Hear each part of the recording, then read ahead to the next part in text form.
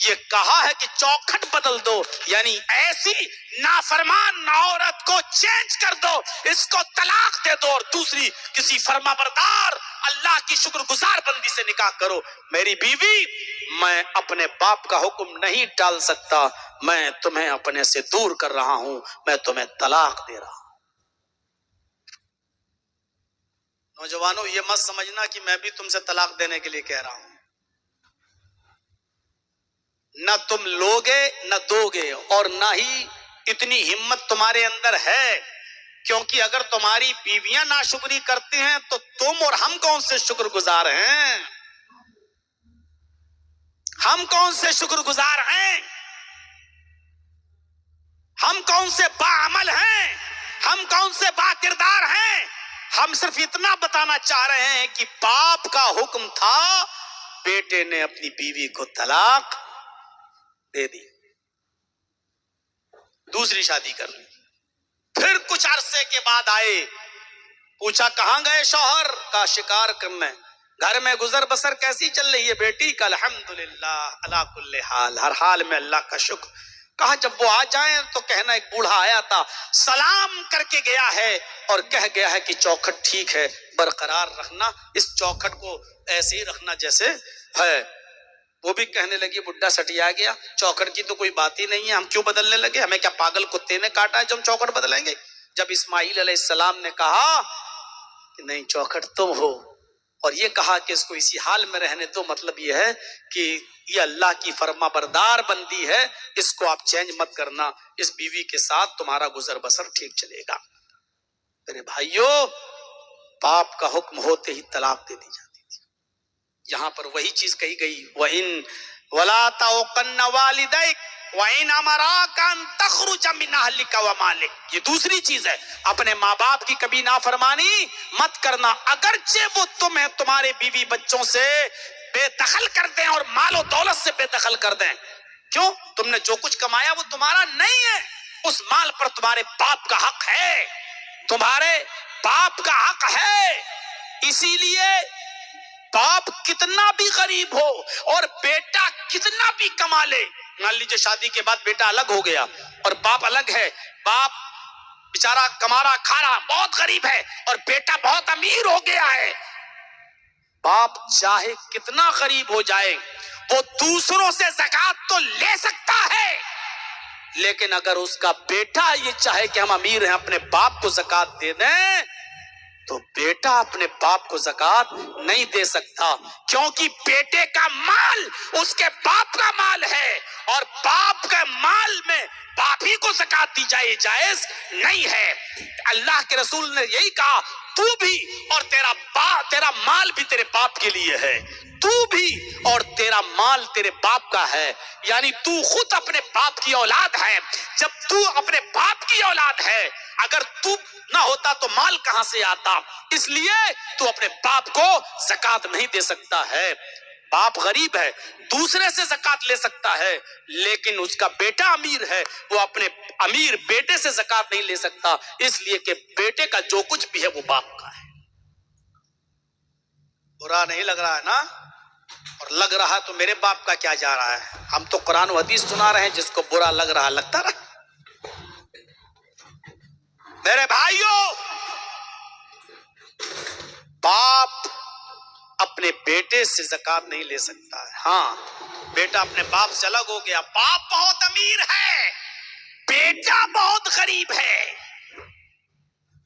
تو باپ اپنے بیٹے کو زکوٰۃ دے سکتا ہے، لیکن بیٹا اپنے باپ کو زکوٰۃ نہیں دے سکتا ہے۔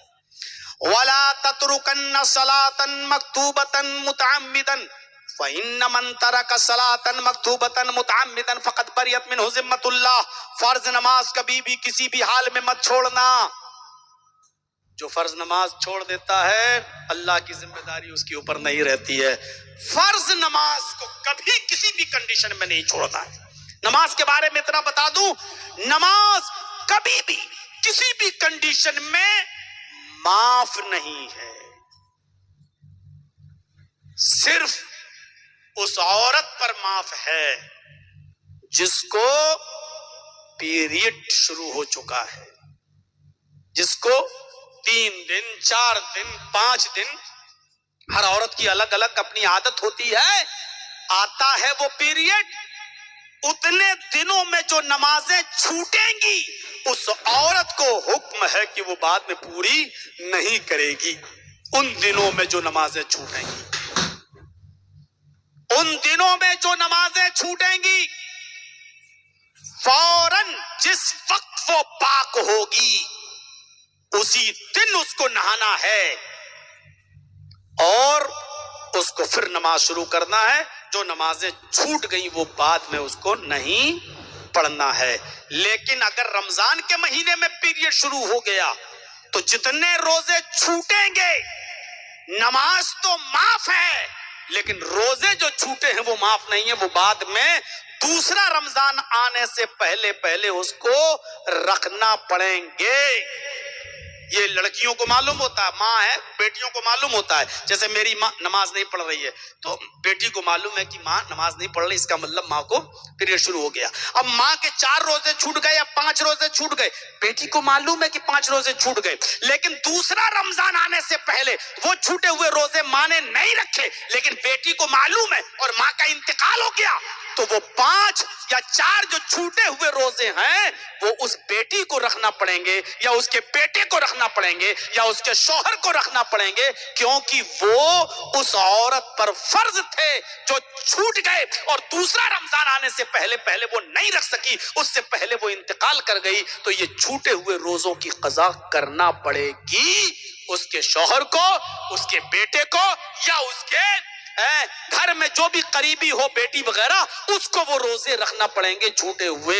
اسی طریقے سے میرے بھائیوں، جرجیت صاحب سفر میں ہیں، 2-3 روزے چھوٹ گئے، 5 روزے چھوٹ گئے، سفر میں رخصت ہے، چھوٹ گئے، اب دوسرا رمضان آنے سے پہلے ان روزوں کو رکھنا ہے، لیکن جرجیت صاحب ان روزوں کو رکھنے سے پہلے انتقال کر گئے، تو جرجیت صاحب کے یہ چھوٹے ہوئے روزے ان کے بیٹے کو یا بیوی کو یا بہن کو یا بھائی کو، قریبی کو رکھنا پڑے گا، اور وہ رکھنا چاہیے، یہ ضروری ہے۔ میرے بھائیوں، ان مسئلوں کو یاد رکھیے گا جو آج آپ کو معلوم ہو رہے ہیں، اگر نہیں رکھے اس کے رشتہ داروں نے تو گناہگار ہو کر جائے گا، گناہگار ہے وہ شخص۔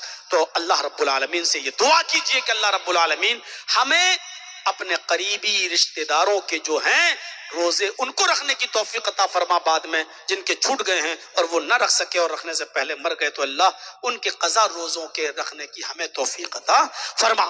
تو میرے بھائیو، نماز کسی بھی کنڈیشن میں معاف نہیں۔ ایک اور نظریہ دیکھیے، کتنی بھی بڑی خوشی آپ کو بھول جائے، آپ ورلڈ کپ جیت جائیں اور اذان ہو جائے، گورنمنٹ آپ کے سر پر سونے کا تاج پہنا رہی ہو، سونے کا تاج آپ کے سر پہ رکھ رہی ہو، آپ خوشی سے پھولے نہیں سما رہے ہیں، آج اس دیش کا پرائم منسٹر مجھے اپنے ہاتھ سے سمانت کر رہا ہے، انعام دے رہا ہے، سونے کا تاج پہنا رہا ہے، اور اسی وقت اذان ہو جائے، اتنی بڑی خوشی آپ کو ملی ہے اور اذان کی آواز آ جائے تو نماز اس خوشی میں بھی معاف نہیں ہے۔ 6 لڑکیاں ہیں آپ کے پاس، آپ لڑکے کی دعا مانگتے رہے، پھر لڑکی، لڑکے کی دعا مانگی، پھر لڑکی، لڑکے کی دعا مانگتے رہے، اللہ نے 6 لڑکیاں دے دی، پھر دعا مانگ رہے اللہ لڑکا، 6 لڑکیوں کے بعد اللہ نے آپ کو ایک لڑکا دیا ہے، آپ کتنے خوش ہوں گے۔ 6 بچیوں کے بعد ایک بچہ، 6 لڑکیوں کے بعد ایک لڑکا، اتنی خوشی آپ کو ملی کہ آپ زمین پر پھولے نہیں سما رہے ہیں، اور اسی وقت اذان کی آواز آ جائے تو آپ کو فوراً اسی وقت نماز پڑھنے جانا ہے۔ اس خوشی کے موقع پر بھی آپ کو نماز نہیں چھوڑنا۔ 6 بیٹیوں کے بعد آپ کو ایک بیٹا ملا، بڑا پیارا سا بچہ، 12 سال تک آپ نے اس کی خوب دیکھ ریکھ کی، لڑکیوں سے زیادہ اس کو پیار دیا، اس کی خواہش کو پورا کیا، اچانک 13 سال 14 سال کی عمر میں وہ بچہ بیمار ہوتا ہے اور اچانک اس کا انتقال ہو جاتا ہے، آپ کے دل پر کیا گزرے گی؟ 6 لڑکیوں کے بعد اللہ نے آپ کو ایک بیٹا دیا، اس بیٹے کے انتقال پر آپ کے دل پر کیا بیتے گی؟ یہاں بیٹے کا انتقال ہوا، دل پر چوٹ لگی، آنکھوں میں آنسو آئے، ابھی آپ غم کے آنسو بہا رہے تھے کہ اتنے میں آذان کی آواز آنے لگی۔ اتنا بڑا غم آپ کو پہنچا، لیکن نماز اس غم کے موقع پر بھی معاف نہیں ہے۔ غم اپنی جگہ پر، آپ کو ابھی نماز پڑھنے جانا ہے۔ اندازہ لگائیے، ایسے موقع پر نماز معاف نہیں ہے تو آپ کو کس نے کہا کہ پوری رات جلسہ سنو اور رات کے 2 بجے جلسہ ختم کر کے گھر پہ گھوڑا بیچ کے سو جاؤ اور فجر میں مسجدوں کو ویران کر دو، مت آؤ۔ آپ کو حالت تندرستی میں، صحت اور حالت تندرستی میں مسجد میں جانے سے کس چیز نے روکا؟ نماز تو ایسی غم کے موقع پر بھی جب معاف نہیں ہے تو خوشی کے موقع پر کیسے معاف ہو جائے گی؟ اور حالت بیماری میں جب معاف نہیں ہے تو تندرستی میں کیسے معاف ہو جائے گی؟ کھڑے ہو کر نہیں پڑھ سکتے ہو تو بیٹھ کے پڑھو، بیٹھ کے نہیں پڑھ سکتے ہو تو لیٹ کے پڑھو، لیٹ کے نہیں پڑھ سکتے ہو تو کروٹ سے پڑھو، کروٹ سے نہیں پڑھ سکتے ہو تو آنکھ کے اشارے سے پڑھو، آنکھ کے اشارے سے نہیں پڑھ سکتے ہو تو اپنے ہونٹ ہلا کر پڑھو۔ وضو کرنے سے، پانی استعمال کرنے سے تکلیف ہے تو تیمم کر کے پڑھو۔ پیشاب کی تھیلی لگی ہوئی ہے، پائپ لگا ہوا ہے، پیشاب کی تھیلی یہاں لٹک رہی ہے، آپ کو بار بار پیشاب آ رہا ہے، آپ کو اب پیشاب کی نلکی نکالنے کی ضرورت نہیں، اپنی شرمگاہ دھونے کی ضرورت نہیں، اس مجبوری میں یہ عذر آپ کے اوپر معاف ہے، آپ تیمم کر لیجئے یا وضو بنا لیجئے اور پیشاب کی تھیلی لٹکا ہی ہوئے اسی حال میں آپ نماز پڑھو، لیکن نماز پڑھو۔ کوئی صاحب پیشاب کر لیا، استنجا نہیں کیا، نہیں کیا، تھیلی میں گیا ہے نا، آپ کے پیٹ میں بھی تو تھا، تھیلی میں لیٹرین کر رہا ہے آدمی، لیٹرین کا الگ سے راستہ بنایا ہوا ہے، آپ کی لیٹرین تھیلی میں جا رہی ہے، نماز کا وقت ہو گیا ہے، آپ کو اس حال میں بھی نماز پڑھنا ہے۔ صاحب نہیں نہیں نہیں، یہ مجبوری ہے تمہاری، آپ کو اس کنڈیشن میں بھی نماز پڑھنا ہے، لیکن نماز پڑھنا ہے۔ آپ کو رات میں سوتے وقت آپ ناپاک ہو گئے، رات میں سوتے وقت آپ ناپاک ہو گئے، یا آپ نے اپنی بیوی سے ہم بستری کی اور آپ جنبی ہو گئے، صبح فجر کی اذان کا وقت ہے، پانی آپ کو نہیں مل رہا ہے، دور تک بھی پانی کا پتہ نہیں، آپ کے گھر میں بھی پانی نہیں، یہاں آپ ایک تو پانی نہیں اور دوسرا یہ کہ آپ اپنی بیوی سے بھی ملے ہیں، یا آپ کو احتلام ہو گیا ہے، آپ جنبی ہیں، آپ ناپاک ہیں، آپ تو کچھ نہیں کیا ہے، لیکن ایسی کنڈیشن میں بھی آپ کو نماز پڑھنا ہے، آپ کو وضو والا تیمم کرنا پڑے گا، پاک مٹی پر ہاتھ مارنا پڑے گا، اس کو پھونکنا پڑے گا، چہرے پہ ملنا پڑے گا، دایاں ہاتھ بائیں ہاتھ پر اور بائیں ہاتھ دائیں ہاتھ پر پھیرنا پڑے گا، اور اس کے بعد آپ کو نماز پڑھنا پڑے گا۔ اس کنڈیشن میں بھی نماز پڑھنا پڑے گی، نماز معاف نہیں ہے۔ وَلَا تَتْرُكَنَّ صَلَاةً مَكْتُوبَةً مُتَعَمِّدًا فَإِنَّ مَن تَرَكَ صَلَاةً مَكْتُوبَةً مُتَعَمِّدًا فَقَدْ بَرِئَتْ مِنْهُ ذِمَّةُ اللَّهِ۔ اگر اس کنڈیشن میں بھی آدمی نماز نہ پڑھے تو اللہ کی کوئی ذمہ داری نہیں ہے اس کے اوپر، مرے گا کٹے گا کچھ بھی ہو، اللہ کے اوپر کوئی ذمہ داری نہیں ہے اس کے اوپر۔ آپ کا بیٹا بیمار ہے، ایمبولینس آ رہی ہے لینے کے لیے، ادھر اذان کی آواز آ رہی ہے، ادھر اذان کی آواز آ رہی ہے، ایسی کنڈیشن میں آپ وضو بنائیے جلدی سے اپنے گھر پہ۔ اب مسجد میں جائیں گے تو 15 منٹ کے بعد جماعت ہوگی، جماعت میں امام صاحب ہو سکتا ہے 10 منٹ نماز پڑھانے میں بھی لگا دیں، اس لیے آپ وضو بنائیے اور جلدی سے 4 رکعت ظہر کی نماز فرض ہی فرض پڑھ لیجئے، یہاں سنتیں مت پڑھیے، کیونکہ آپ کا بیٹا بیمار ہے، لیکن اذان کی آواز تم سن چکے ہو، اب مسجد میں نہیں جائیے، دیر لگ رہی ہے، ادھر بیٹے کی کنڈیشن دوسری ہے، آپ اپنے گھر ہی میں فرض ہی فرض پڑھ لیجئے اور جلدی سے لے کر جائیے اپنے بیٹے کو ہاسپٹل پہنچائیے۔ اس کنڈیشن میں بھی آپ کو نماز پڑھنا پڑے گی، مسجد میں نہیں جانا، مت جائیے، گھر پہ پڑھیے، لیکن پڑھیے پڑھیے, سنت نہیں پڑھ سکتے ہو مت پڑھیے, کم سے کم فرض نماز آپ کو اس کنڈیشن میں بھی پڑھنا پڑے گی. وَلَا تَتْرُكَنَّ صَلَاةً مَكْتُوبَةً, فرض نماز کبھی مت چھوڑنا, کسی بھی کنڈیشن میں مت چھوڑنا. میرے بھائیو, یہ ہے نماز کا مقام اور یہ ہے نماز کی اہمیت. اور چوتھی چیز, وَلَا تَشْرَبَنَّ خَمْرًا فَإِنَّهُ رَأْسُ كُلِّ فَاحِشَةٍ, شراب کبھی مت پینا, اس لیے کہ شراب تمام برائیوں کی جڑ ہے, تمام برائیوں کی جڑ. اللہ کے نبی صلی اللہ علیہ وسلم نے فرمایا میری امت پر بھی وہ زمانہ آ جائے گا جو بنی اسرائیل پر آیا تھا. میری امت پر بھی ایک زمانہ ایسا آ جائے گا جو بنی اسرائیل پر آیا تھا. حذو النال بالنال, جیسے دونوں جوتے برابر ہوتے ہیں ایسے ہی میری امت میں اور اس بنی اسرائیل میں کوئی فرق نہیں رہے گا, کوئی فرق نہیں رہے گا. دونوں ایک ہی نقش قدم پہ چلیں گے, ایک ہی نقش قدم پر. اس کے بعد فرمایا حتی ان کان منہم من اتی علی بنی اسرائیل من اتی علی امہ علانیۃ لکان فی امتی من یصنع ذلک. اگر بنی اسرائیل میں کسی نے چوراہے پر, روڈ پر, راستے میں سب کے سامنے اپنی ماں کے ساتھ زنا کیا ہوگا, اپنے ماں کے ساتھ گندا کام کیا ہوگا, لکان فی امتی من یصنع ذلک, تو میری امت میں یعنی مسلمان بھی جب تک اپنی ماں کے ساتھ زنا نہ کرے, چوراہے پر, روڈ پر, راستے میں, سب کے سامنے جب تک ایک مسلمان بھی اپنی ماں کے ساتھ زنا نہیں کرے گا, قیامت نہیں آئے گی. یعنی بنی اسرائیل میں اگر کسی نے اپنی ماں کے ساتھ زنا کیا ہوگا تو مسلمانوں میں بھی ایسے لوگ پیدا ہوں گے جو اپنی ماں کے ساتھ زنا کریں گے. ایسا کون ہوگا جو اپنی ماں کے ساتھ زنا کر لے؟